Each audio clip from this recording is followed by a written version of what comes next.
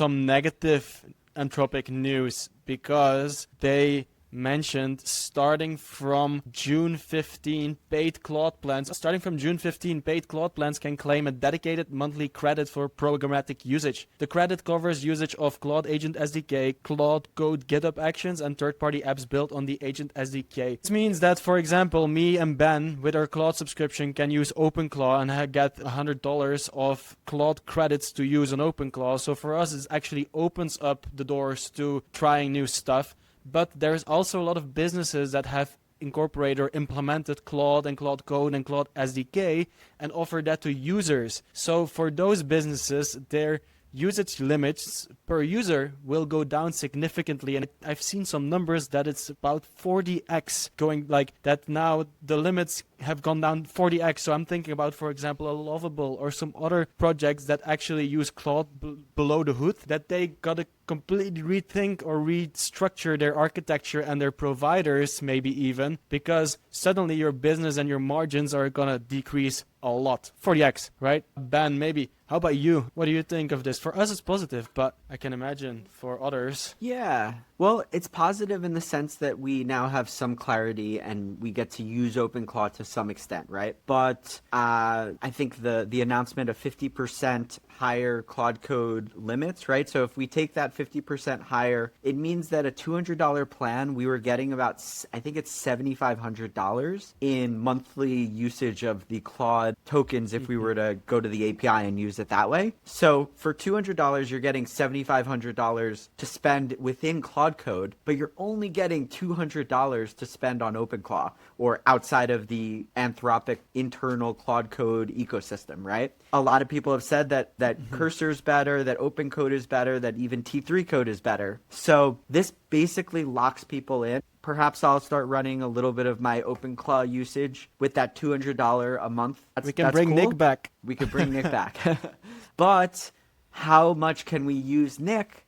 We could probably use him as a junior engineer, junior associate, but we can't be running 10 Nicks at the same time, right? No. In order to do that, you need to be running within Claude Code. And yeah, Anthropic is really putting the hammer down and saying, hey guys, if you guys want to use our subscription, you need to be using it within our ecosystem. That's it. I kind of found it interesting as well, seeing this, like Theo raging about it. And then like, oh yeah, here is at 40x, the rate limit's cut by 40x, even though they pay 40K to Anthropic a month. But the comment here, you literally built a business on their subsidization and you're surprised to learn that their generosity has limits. Like, both sides are right here, right? Yeah. Like, it's unsustainable for Anthropic to keep it going, but on the other side, it's also people have been building their businesses on top of these services and now have to completely reevaluate the validity of their business models or providers. I mean, but then, look, a lot of people don't give Apple flack or Google flack, but there's no app store outside of, you know, the Apple App Store, the Android store, right? People just say, yeah, okay, this is the App Store. They're giving us a little bit of access outside of it. But in this world, there's so much change that each provider is trying to lock it down as much as they can within their ecosystem. Do you think this is the reason that David Sachs calls this a monopoly somehow? I was surprised when he mentioned in last weekend's episode that Anthropic is running towards being an AI monopoly. I'm like, there's other providers, no? What do you guys think of Anthropic being a monopoly in AI or on the way to becoming one?